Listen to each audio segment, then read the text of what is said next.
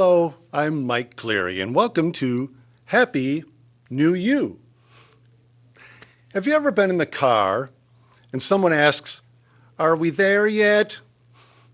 Maybe you are the one who said it. We've all grown up to believe that the destination is more important than the journey. That being there is better than getting there. I had a song rolling around in my head earlier this week. It was from the movie Paint Your Wagon with Clint Eastwood and Lee Marvin. Have a dream, boys, have a song, paint your wagon, come along. I loved the tune, but I didn't know the rest of the words. So when I looked up the lyrics on the internet, I was surprised at what they were. For me, this song sums up my spiritual journey, as well as my overall general philosophy. Where am I going? I don't know. Where am I heading? I ain't certain. All I know is I am on my way. When will I be there? I don't know. When will I get there? I ain't certain. All I know is I am on my way. Not only when we find ourselves on a physical journey along this path in life, but also while we're on our spiritual journey, we may ask ourselves, are we there yet? Or in my particular case, am I there yet? At times, our path to become a more spiritual and self-fulfilled person seems so long and arduous that we wonder if we're making any progress at all. Sometimes we feel frustrated and may even become angry with ourselves because we don't see any progress. It's like standing on a bathroom scale on the third day of a new diet. We get discouraged because we don't see immediate results. It's the same for us on our spiritual journey. We want to see immediate results. We want to be better human beings, and we want it now. We groan and say, for Pete's sake, how long do I have to be on this path before I start to see some improvement? The change in us may be very gradual, so gradual that we may not even notice it. One evening, I was walking the dog around the block, and a neighbor commented that she noticed that my hair was getting long. Well, to me, it was a gradual thing, but to her, it was quite a change since the last time she saw me. We often find that others notice changes in us before we do. My intention and my goal along my spiritual path is that I want to be a better person than I had been before. Like Jack Nicholson said to Helen Hunt in the film As Good as It Gets, "You make me want to be a better man." Part of being a better person is treating others as you would want to be treated. The golden rule, do unto others as you would want others to do to you. Or to quote what Jesus has to say in the book of Matthew, love your neighbor as yourself. Notice that small word as in the sentence. Love your neighbor as yourself. Essentially what he's saying is that we cannot love others if we have no love for ourselves. I know this is a hard one for me. Many times I put myself down because I made a mistake, or I thought for some reason that I wasn't good enough. In those moments, I find it hard to love myself. How then can I love others if I cannot do the same for me? It's in those difficult times that I have to stop and do some inner reflection. I have to tell myself that it's all right to be human. It's all right for us to accept ourselves for who we are. And in that realization, we can become better people by knowing that nobody's perfect. We can love others and ourselves with all our flaws, shortcomings, and human frailties. I'm sure everyone is familiar with the golden rule: do unto others as you would want them to do unto you. Do you use this rule in your everyday life? Are you encouraged to do unto others as you would have them to do unto you? Or do you condemn those who do not act as you, who do not believe in the same things that you do? The First Amendment of the Constitution of the United States of America affirms, Congress shall make no law respecting an establishment of religion or prohibiting the free exercise thereof, or abriding the freedom of speech or of the press. More precisely, there are no laws dictating what you can say or how you can practice your religious beliefs. Well, personally, I believe you should be able to do and say whatever you please so long as it doesn't hurt anybody else. So, where are you on your spiritual journey? Are you trying to advance yourself at the expense of others? Are you doing unto others as they would do unto you?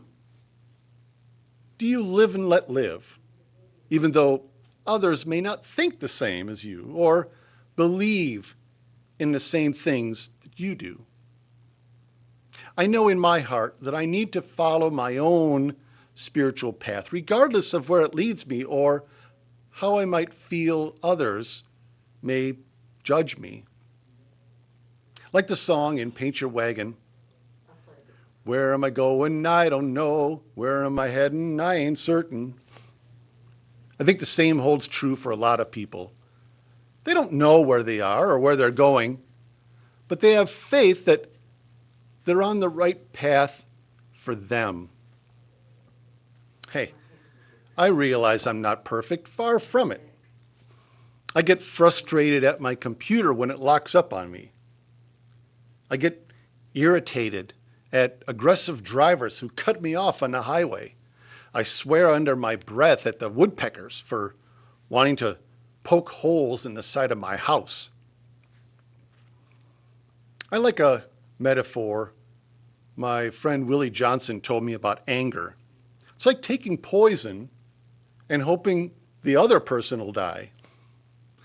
I try not to let myself get angry or upset with life's challenges that come along. I feel like the man in the old joke who asked a friend, "How do I get to Carnegie Hall?" His companion replied, "Practice, practice, practice." The same holds true for wanting to become a better person. You have to practice. I know that I'll get there eventually. I just have to keep at it. So now the next time you hear someone ask, "Are we there yet?" you can reply, "I ain't certain. All I know is I'm on my way." Well, I have a song about choosing a different path, being on the road that you choose to be on, and it's called "Been Down That Road."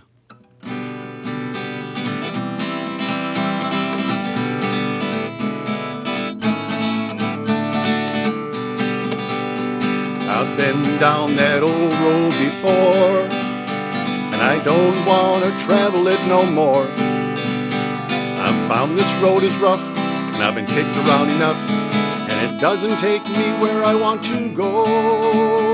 Don't want to stay on that old road no more. Gotta take another path, that's for sure. I'll choose for me which way. I have the power to say that I won't go down that old road no more.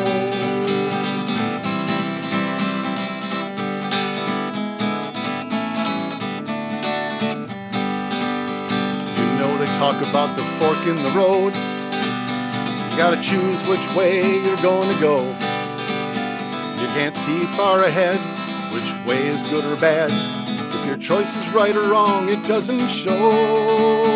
There ain't no signs of folks who come and gone. So you choose the road less traveled by everyone.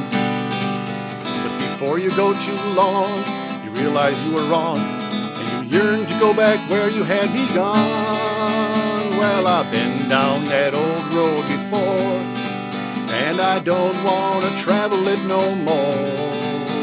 I've found this road is rough, and I've been kicked around enough, and it doesn't take me where I want to go. Don't want to stay on that old road no more. Gotta take another path for me for sure. I'll choose for me which way. I have the power to say that I won't go down that old road no more.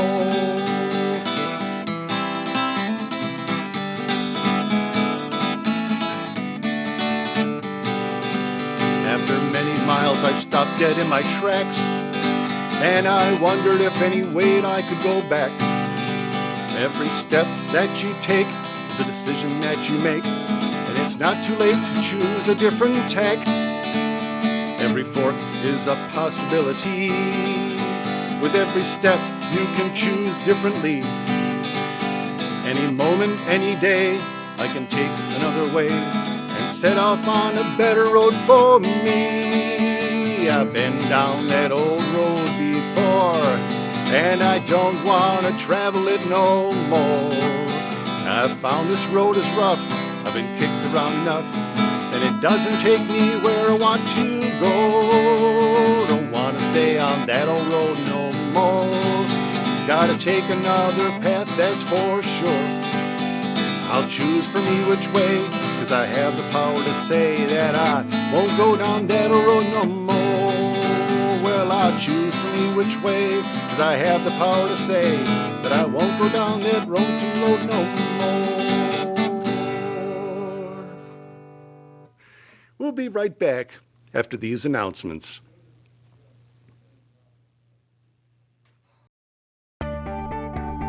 Bella Vista Community Television presents our sponsor appreciation. Audrey's Resale Boutique, located in Forest Hills. Find the perfect item for your home decor. Beautiful collections, quality clothing, and more. Make your dreams come true at Audrey's.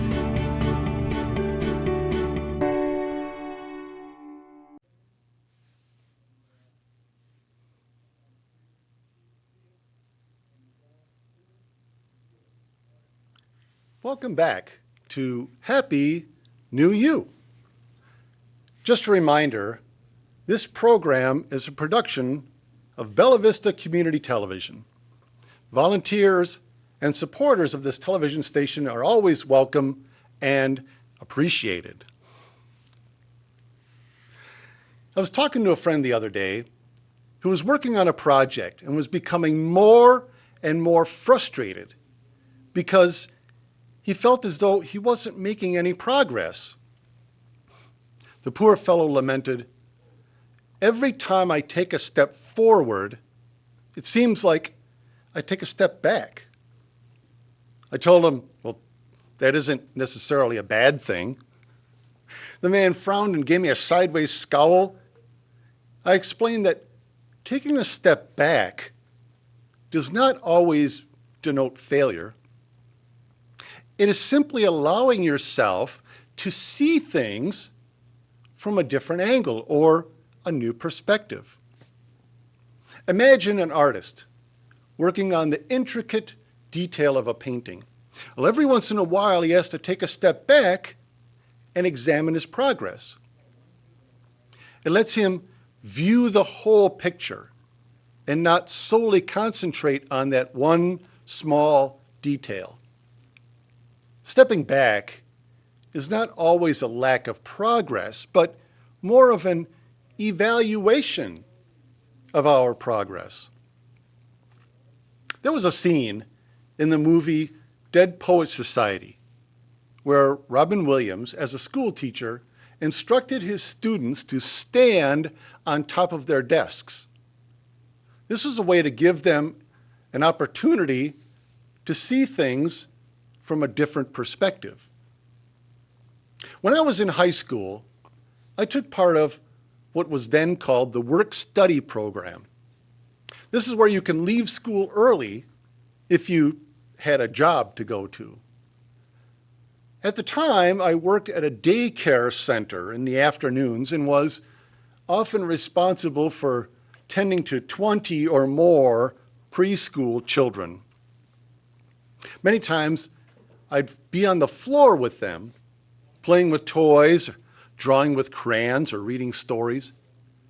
Being on the floor gave me the opportunity to see the world through their eyes, to see things from a child's point of view.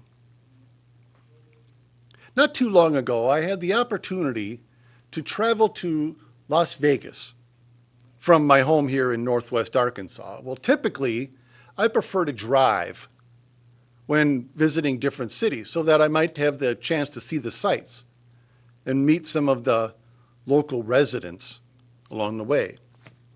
However, this was a business trip, and they had me booked on a commercial flight. It was springtime, and the weather was not very accommodating for air travel. There was a steady rain falling, and I found myself seated on a very small airplane.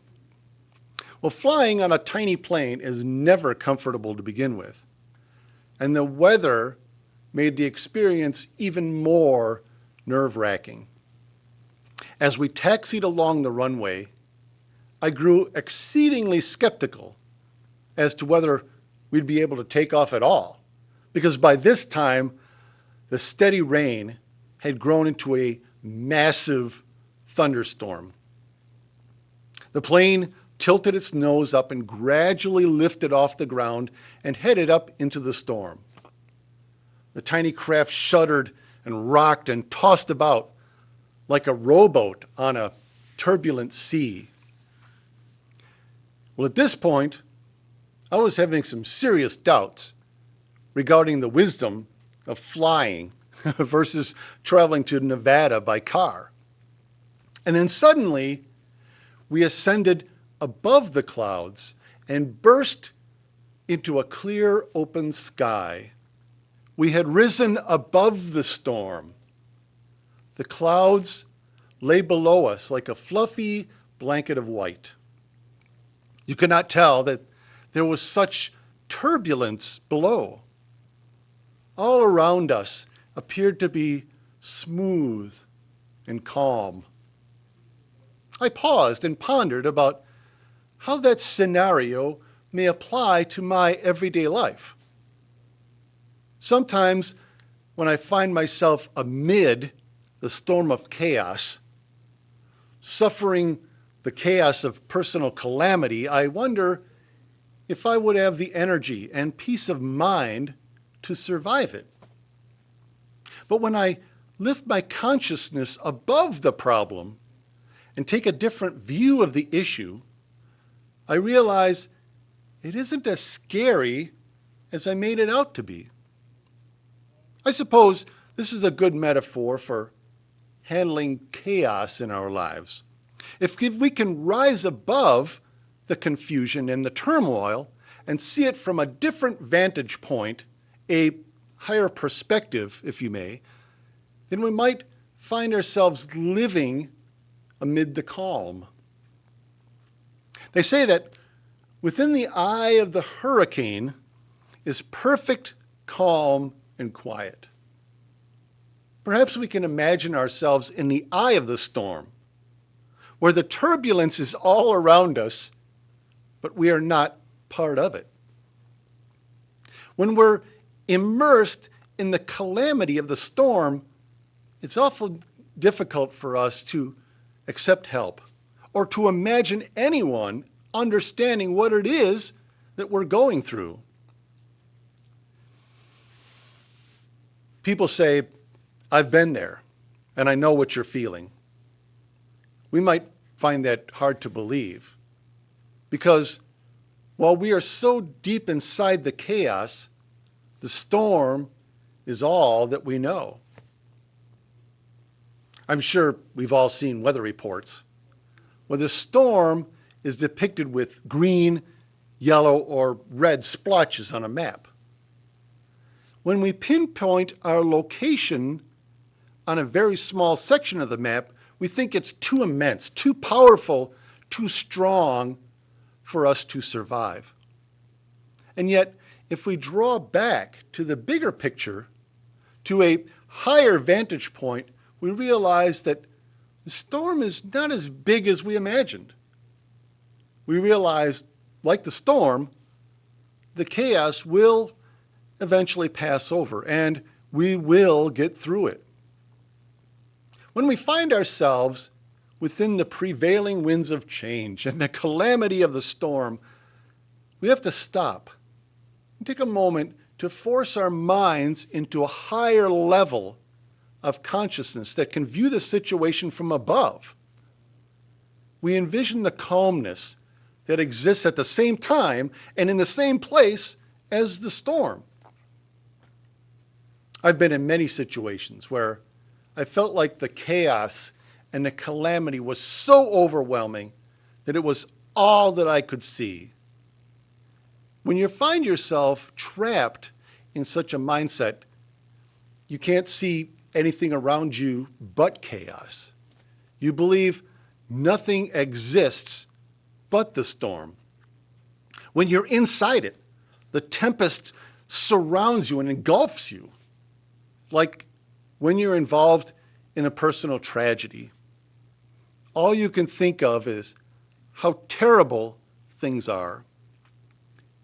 It's in those times that we have to take a step back and assess the situation from another angle.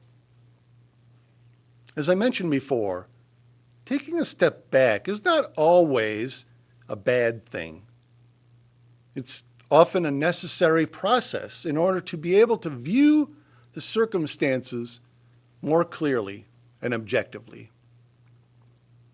I remember seeing a poster on an office wall of a hiker on top of a mountain. The caption below the picture read, "Your perspective in life depends on where you are and what you had to do to get there." Sometimes we have to take a step back and remove ourselves from the situation. Like the old expression, you can't see the forest for the trees. Many times we find ourselves amid the chaos and we need to take a step back in order to view the situation differently. When we step outside the problem, we are not admitting that it has gotten the better of us. We're simply removing ourselves from the disorder and the confusion for a while in order to better understand it.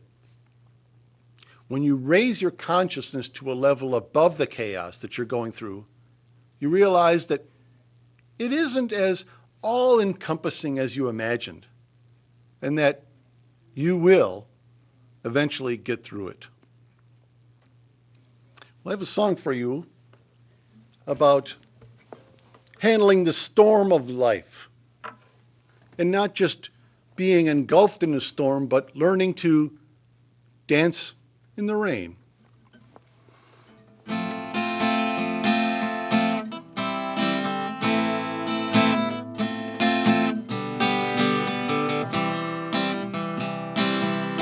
Life is often a rough, rocky road.